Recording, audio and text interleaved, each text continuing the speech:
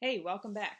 In today's video, we're going to talk about life at home, and I would like to review sort of a beginner's guide to dog management and how to create a successful routine that works for your family, your lifestyle, your dog. So, I'm going to go over some kind of key points and I'm going to make suggestions or kind of questions to ask yourself to fill in the answers for what's going to work for you.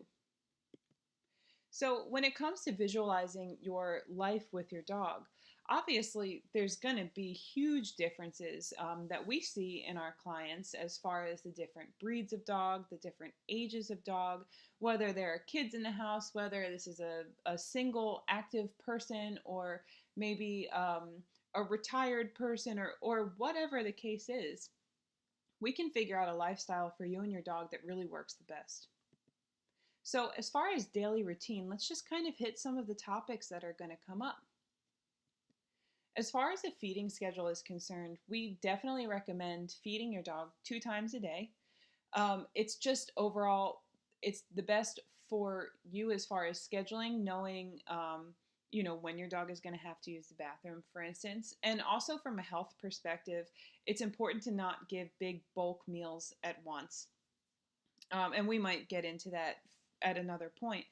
But one of the major things that I want to hit here is that I don't want anyone to feel as though they have to stick with this super regimented schedule where their dog is fed at exactly 7 a.m. every single day and exactly 7 p.m. every single day.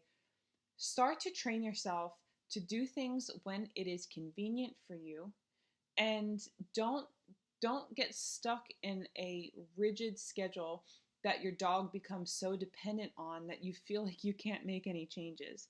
Remember that a dog's metabolism is not the same as ours. So if they don't catch the rabbit, for instance, whatever meal they had before has to last them energetically and nutritionally for maybe a longer period of time than having perfectly scheduled meals. So when you take your dog home, for instance, and we start recommending using their meals as training sessions, maybe you don't have time at exactly 7 a.m. to fit a training session in, but you do have time several hours later. You got to do what works for you. Your dog will be as flexible as you teach him to be. Whatever you get him acclimated to is what he's going to think about his life. So keep that in mind. Don't feel like you have to be super duper regimented about anything. So, leading into walking and training and playing, how much is necessary? So, this is going to change greatly from dog to dog. For instance, if you got a German Shepherd's going to be very resentful if you are trying to make him a couch potato. So, really kind of take the time, if you haven't already, to really understand what breed of dog you have and really what they mentally require to feel satiated. What I will say is, I really love when people take at least 20 minutes a day to give their dog quality time, as far as maybe a training session or maybe a walk around the neighborhood or maybe you go to a park. It's really it means a lot to a dog to be able to move, to be able to smell things, to be able to mark things. I kind of feel like one of the worst traps a dog can fall into is having somebody with a big backyard and that's it. And all they do is go out in the yard and they come back in. I find that really kind of mentally traps a dog. It's very boring. So, whatever you can do that's appropriate for your dog to give him the type of quality life that he needs, it's not only going to be great for your dog, but it's going to be great for you because you're not going to be dealing with a dog who becomes busy then with bad behavior. So, if you're not exercising your dog, you kind of can't blame him for creating a different purpose, whether that's barking or having anxiety or just looking for jobs elsewhere, chewing things up. A lot of taking what you've learned with the dog's education and applying it to giving him an outlet in the world with exercise or some kind of mental stimulation is going to take your dog's life and your investment to a whole nother level. As far as how long you can leave your dog alone, here are some questions that you can ask yourself that will kind of lead you to your own personal answer. Starting with the age, of course. A puppy cannot be expected to go many hours in between potty breaks. So as your dog gets older, obviously going into 7 or 8 hours where the dog is confined or not able to go out. One thing that I consider before I'm leaving a dog for a period of time is what activity he's able to do before I leave him and what activity he's going to get when I return to him. So if I know that I'm going to leave my dog for, let's say, an 8 hour stretch, that's going to be a long work day, and I know I'm not going to be able to get back to my dog before that. For instance, it would not be wise for me to run him really hard where he gets a huge drink of water and in a couple of hours he's got his legs crossed. So if I know I'm going to be leaving my dog for a period of time, I might do something a little lower key, where I don't encourage anything that's going to make him have to sleep really hard and then wake up and really, really have to go. So in that case, I might do like an easy walk. I'm thinking a lot about what time I fed him, how big of a drink he got before I left. Those kind of things are going to play into what's fair and what's not fair for your dog. As well, smaller breeds have a hard time going longer periods of time than larger breeds do. So if you have a little tiny Yorkie or a Chihuahua, they might have to go out more frequently than a big dog like a Lab. And the other thing to take into consideration is how active is your dog when you're not home, and also maybe how you keep your dog. So if the dog is super active and they're barking out the window and they're just moving around the house a whole lot or being stimulated, as opposed to a dog who's maybe laying and resting in his crate, one dog is going to need to get out to go potty a lot sooner than the other dog. So these are sort of the things to take into consideration. Um, I would say that on average for an adult dog, 8 hours is the longest I would go before maybe considering another option, which we'll get into next. So, as far as dog walkers, dog parks, and daycares, um, there's a variety of opinions about this, but I'm going to give you mine. So, you know, for people who have like really demanding work schedules where they find themselves out of the house for really long periods of time, certainly hiring a dog walker is awesome. Uh, I mean, prices and services, are they vary a whole lot, but it's a really great option if you're feeling really stuck in your schedule or you just need some like supplemental help. And you don't necessarily have to go to a professional. There might be a local college kid or someone in the neighborhood who's just looking to pick up some extra cash or whatever, who can really help, fill in the gaps for you. As far as dog parks and daycares are concerned, I'm avidly against them. I know that a lot of people try to use them to give their dogs companionship or use them like in a supplemental way. And that's kind of exactly the problem. I find that at dog parks and daycares, there is never enough structure to make them safe, period, in my opinion, especially dog parks that are not facilitated by anybody. And I think the very nature of using dog parks and daycares as a resort to exhaust your dog, especially if that's like the only form of stimulation they get, it creates a lot of high energy, a lot of bullying, a lot of dogs who are not listening because they just want to go like full throttle as soon as they get to this place.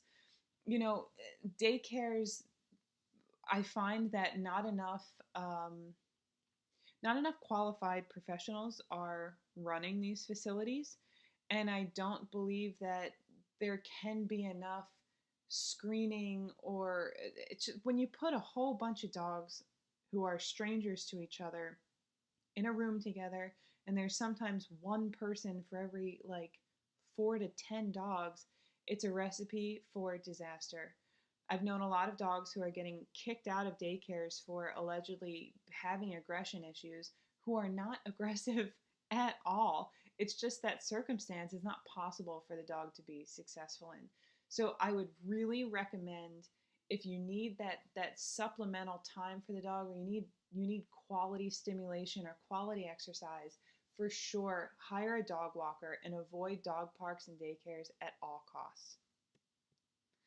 So one thing I want to talk about quickly is I just want to touch on families who have kids, because that's obviously going to change your schedule dramatically from somebody who maybe doesn't. So one thing that I'm going to note is that I understand that time management becomes really difficult. And what I want to say is, as far as training is concerned or walks are concerned, don't overwhelm yourself with doing something extravagant. I mean, honestly, carving out 15 to 20 minutes a day where you give your dog something that's for him is often going to be a really, really great place to start. And we'll help you brainstorm how to incorporate that into your everyday life. So we might give you ideas on how to delegate jobs to kids, or how to make things, where you incorporate the entire family. Um, One thing I will note though is that we're huge advocates for safety. So when it comes to children, you know, we always recommend parental supervision, obviously. And one thing, for instance, is I almost never recommend having kids feed the dog, unless you have a dog who is just wildly stable in their temperament. I think there are certain things with children and the routine that should be separated and should be done by adults. And feeding is one of them, and certainly walking, for kids who are younger than the teenage age, should be done by adults as well. Certain things are just kind of too risky for kids to be left alone with.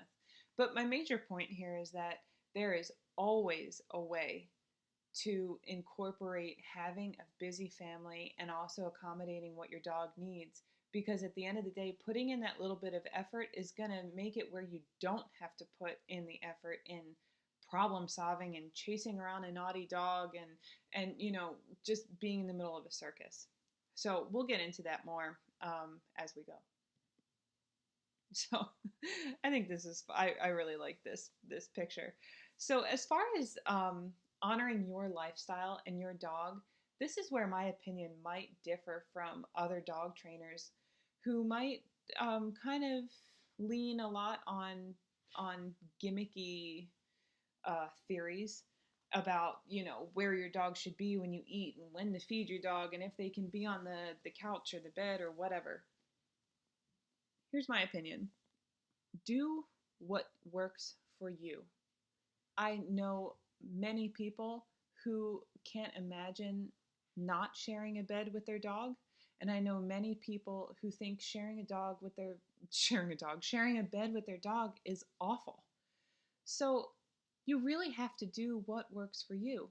I don't mind if my dog sits right next to me and stares at me while I eat. I don't mind if my dog's on the couch. I don't mind if my dog is on the bed. Here's what makes all the difference: if you don't want your dog to do it, you should have an alternative. So, for instance, maybe sometimes I don't mind my dog being near me when I eat, but maybe when I have guests over, I do. So, I want my training to reflect that. So, if I tell my dog to go lay down somewhere, or move away from me, or get off the couch, or get off my bed, I need to be able to do that. Where that changes is if you have a dog with a very strong personality, where, for instance, you go to move them off of the couch or the bed and they're showing dominant or aggressive behaviors towards you. In that instance, that dog is not allowed on any of those spaces. If I cannot move that dog out of my space safely, or at any point it becomes a challenge, that privilege is gone. So the same thing kind of goes with stuff like your dog jumping on you. Okay, so for me, I don't really have many friends who aren't dog people. So I don't really go too crazy with teaching my dog tons and tons of manners, because whoever's coming to my house probably is going to want to interact with my dog in that way. And if somebody doesn't like that, or someone's going to be around me who doesn't want to interact with my dog in that way, I might choose to put the dog away, or I'm going to do something to accommodate that person. On the flip side, some people might say, I never want my dog to jump on me ever. That's totally okay too. You can take this training and you can apply it however you want. Every family is going to be so different. So I just want you to start thinking that way. I don't want you to get into these gimmicky ideas that you have to eat before your dog eats and you have to go through a doorway first, or like whatever it is. The point is that you need to think about what things are important to you, and then we're going to figure out together how to apply them and how to make you really, really happy, or how to negotiate things with your family or your friends or whatever that's going to make life with your dog really, really peaceful, and it's going to honor your vision. So, in one of the first videos, we talked about the concept of too much freedom and how huge of a problem that is. So I want to kind of go over some things now about how to limit freedom and how to use different things to make sure that your dog is getting enough structure and he's staying safe, and that everything is working the way you need it to. So one of the first ideas, and some of these might seem obvious, but I'm going to tell you that they're not always obvious. Sometimes people kind of get stuck in a vision that they have in their head of the way they want their dog to be, and it's not always appropriate. So kind of take these considerations and think about what it means for you and your dog and your lifestyle. Number one, the biggest, most important, awesome thing is having a crate. If you're going to be out of the house, or even if you're in your house, crates are so, so awesome. You can teach your dog that the crate means you go and you rest and you have your own separate time. There are people who work from home. There are people who are out of the house for long periods of time. There are people with really busy kids where they cannot juggle having the dog out with the kids all the time. Use a crate. It will be your best friend, and don't feel bad about it.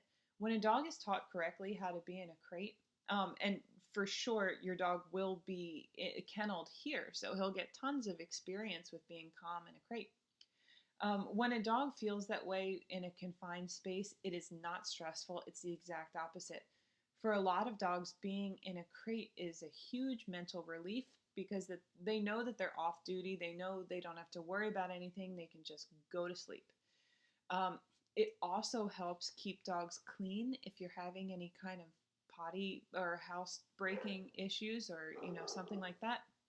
So for sure, utilize a crate however and whenever you can. Think about quality over quantity as far as spending time with your dog, um, and having your dog out and loose in the house. So from there we can talk about different ways to dog proof your home. And again, this sounds really obvious, but it's not always. So closing doors, for instance. I had a client at one point who had a really, really huge Mastiff, like a 200-pound dog. And before we got into training, one of the big problems that this family was experiencing with their dog is that their dog would get super aggressive when anybody came onto the property, whether it was the mailman or, their kid's friend or whatever. If anyone were approaching the house in any way, this dog would bark and charge at the door. And they said, we're terrified that he's going to bust the screen door open. And what's really funny is that as we were talking, we started to ask, well, do you have like a storm door to close? And they were like, well, yeah, we just like leaving this, glass door or the screen door open. So, I mean, our recommendation, this is really silly, but in addition to all the training at that time, we were like, close the door. Because, I mean, no matter how much training you do, if a dog is left to its own, if a 200-pound dog is left to its own devices and all that's separating him and his aggression issues from the outside world is a little screen door, you gotta make an adjustment. So I know that they liked having the door open, but because of the dog and because of this particular situation, it really wasn't appropriate. So it again, it sounds silly, but you got to think this way. Another thing that we love to utilize are baby gates, closing off different portions of the house. Or what I really love baby gates for is keeping a dog in a room with me. So I like to be able to know what my dog is doing, especially if the dog is untrained, if the dog is new to me, or if the dog is very young. That's the best way to start. Use, like I mentioned, crates, use X pens, like exercise pens, and also use baby gates. What I would like to see people doing is start small in the structure, and as your dog is proving that it's doing really well with that amount of freedom, increase the freedom from there. Don't start with a whole ton of freedom and then try to combat all of the problems that it's creating. Next on the list is using a leash. A lot of folks don't realize that they can and should also use a leash in the house. Again, I'm talking about a dog who maybe hasn't been trained off leash yet, a puppy, a young dog, a dog that's new to you. This is just a way to really be able to structure whatever's happening. So, for instance, if I know that it's a huge hurdle for me to deal with the way my dog greets people, and I know that people are going to be coming in my house, I'm going to set myself up for success and my dog up for success by putting him on a leash so that I can control what's happening. Um, a simple thing like that will go a really, really, really long way. And then, of course, dog proofing your home. So, this is just like having a toddler. You got to look around your house the way a dog would look around your house.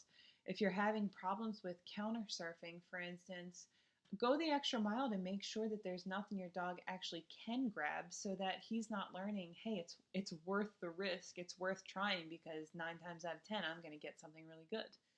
And things like picking up shoes, putting things away, just teaching, like making things less accessible to the dog until you have taught them what it means to leave those types of objects alone, and keeping things really safe. So, again, you don't want to put yourself in a position where your dog is swallowing socks and needing to have obstruction surgery. Put things away or create situations where your dog is not able to get them. And if that means that your dog has to be in a room with you for now, and that's how much freedom he's able to get, and that's what makes him successful, do it. It's worth it. All right, so now we're going to touch on greeting people and other dogs because I really think this is a huge one in everybody's life.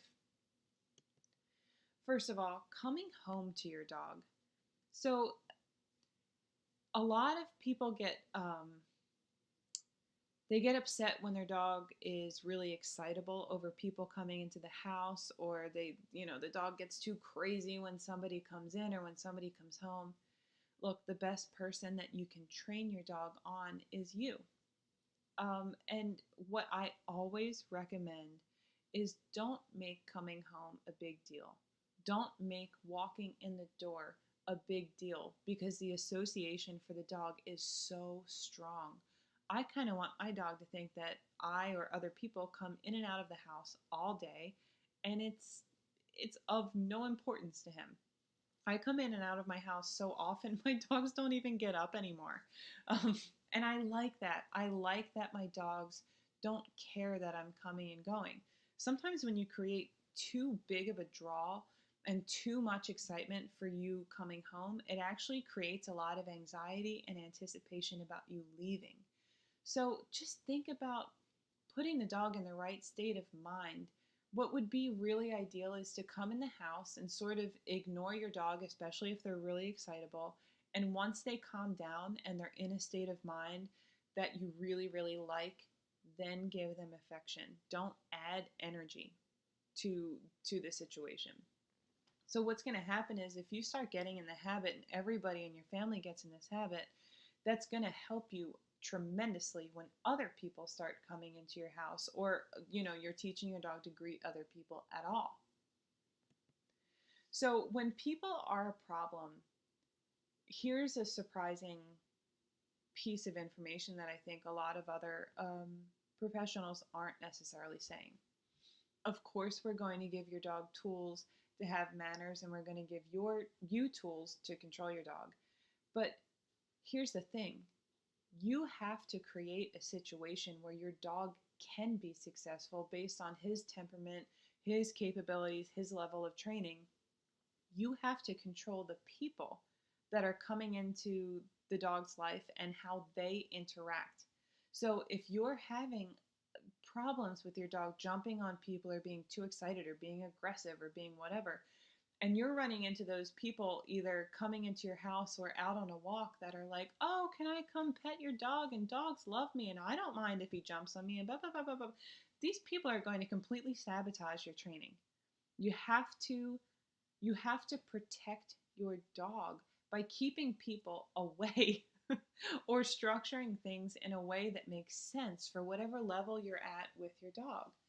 So if you're not quite ready to deal with your dog handling strangers, or if you have a dog who is not social in that way and you're teaching your dog to be neutral to strangers, you have to learn how to say no to people and tell them, thank you for offering, but my dog is in training right now. My dog's learning to ignore people when we're out. And you have to be able to make that kind of structure. This, and going into the next bullet about other dogs, when you show your dog that you control the environment in that way, it's going to build a trust that is so much deeper than when a dog goes out in public and they think that they're just like they can be approached from any angle by a dog, by a person, by whatever. It's like if you went to the grocery store and you didn't know who was going to like come up and hug you or grab you or want to talk to you. It's like you walk into some social places and you just know that that's not what you're there for. So it's comfortable. You want to create the same sort of thing for your dog. So when it comes to other dogs, for instance, the exact same thing is going to apply. You need to be able to make healthy boundaries with people who maybe say, hey, my dog is super friendly. Can they play? No, they can't. I don't know you. I don't know your dog. No, they can't interact. That type of stuff is going to sabotage your trust and your relationship with your dog. If I'm out on a walk and I have my dog totally respecting his obedience command, he's totally relaxed, and I just let some other knucklehead I don't know come up to me with their dog, and let's say something happens, my dog's looking at me thinking, what the hell kind of situation did you just put us in? I want my dog to know that I control who's coming up to us. I control how things are going to go. And that immediately makes it where it is not up to my dog about what happens or who we're greeting or what's going on. It makes a dog really trust their training. It makes a dog really trust you. And it creates a dog who goes out into their environment or has people coming into the home and they're neutral about it. They understand that being social means you kind of just blend in to the picture. Okay, so start to think about things like that. Do not let every person who wants to pet your dog pet your dog. Do not let every person who has another dog who wants to play come play with your dog. The best thing you can do is teach your dog how to be neutral. So we are going to jam pack your dog with those tools, and this is how I want you to think about applying them. So that kind of leads into the next bullet here about changing your perspective and changing the expectations. What I find too much of is people putting way too much of the expectation on the dog. So, for instance, let's say you have a young puppy or a really excitable dog and you have kids, and you want to teach the puppy, don't bite the kids, don't jump on the kids, whatever. Don't chase the kids, don't grab their stuff. Okay, awesome. But what you need to do is structure things so that you set the dog up for success. If the dog is really excitable and so are the kids, you have to teach the kids how to be calm and how to be a certain way towards the dog. And at the same time, you teach the dog how to be a certain way towards the kids. Now, as a dog matures and evolves in his training and depending on the temperament, Eventually, it might not matter how excitable the kids are. You can expect the dog to act a certain way. But there are certain breeds and certain temperaments where that's just not appropriate. The entire situation has to create success for the dog. You can't put it all on him. So if you're teaching your dog not to jump on people, the person that is coming approaching to pet the dog has to approach in a certain way that sets the dog up for success. So, that's just something that I want you to start to brainstorm when you think about your expectations, when you think about the perspective of everything. Be in your dog's corner.